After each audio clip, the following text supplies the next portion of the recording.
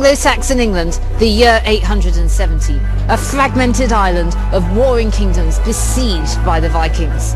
London and East Anglia have already fallen, the rest of the kingdom's on the brink of defeat. Only one man stands in the way of disaster, Alfred the Great. The defeater of the Vikings, founder of the English monarchy, a master of city planning. Well, that's what the history books tell us. Very bold claims, aren't they? But is it all really true? Does Alfred really deserve to be called the Great?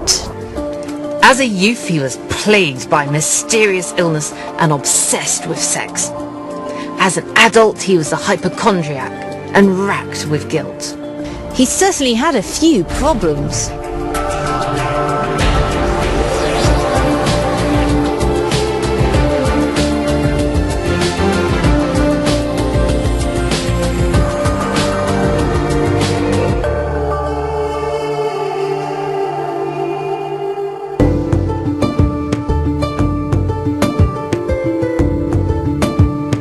My name's Lucy Worsley.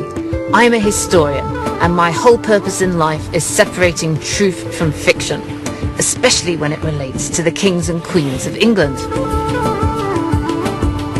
I'm chief curator at historic royal palaces in London.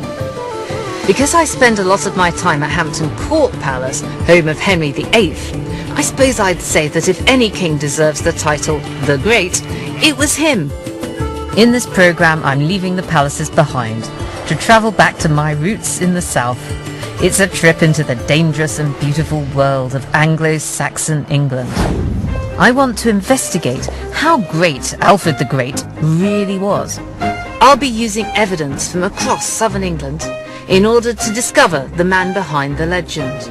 With help from a team of experts, I'll be examining his royal upbringing and putting his mysterious illnesses under the microscope, and discovering what life and death was actually like on Alfred's bloody battlefields. You cover yourself up. And at the end of the programme, I'll be hosting an Anglo-Saxon banquet, where the experts I have met are expecting me to reveal my decision. It's Judgment Day for Alfred. And here is the verdict. First of all, I've had to come to Winchester, capital of Alfred's Kingdom of Wessex. His name crops up all over the place, from streets to pubs. When the Victorians celebrated the 1000th anniversary of his death in 1900, they even erected this grand statue. Every day, thousands of people walk or drive right past him. But how much do the people of Winchester really know about Alfred the Great? I'm going to take the statue for a walk up the high street to find out. No, not that one, silly. This one. Are you ready, Alfie? Then let's go.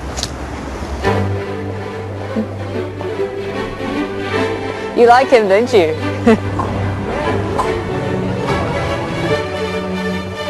Excuse me, do you know who this is? It's King Alfred. Hey, very good. Now tell me what you know about King Alfred. Alfred the Great. Yeah. Burnt the cakes. Yeah. Burnt the cakes. Arthur, is it Arthur or Alfred? King Alfred. Alfred, yeah, Alfred. yeah. Is it 1600s? Is that right? Not really. He was No. in the 9th century. I learned about him 50, 60 years ago. Yeah. When I was in East Africa. Yeah. We used to learn about You King learned about Alfred. him in East Africa? Yes, Wow. yes. He was very educated. He wanted the populace to be educated. Yeah. He's nodding. Yes, he was a good chap. That was a bit of a mixed bag of responses, but he definitely seems to be a local hero. Most people do know who he is, at least. To learn more about the real Alfred, I've travelled to Oxford. Now, and I used to be a history student here. I used to see an item of King Alfred's nearly every day, because I used to walk past it on my way into the library. I can't wait to see it again.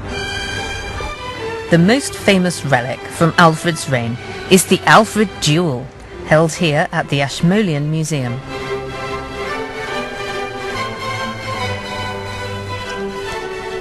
So here it is.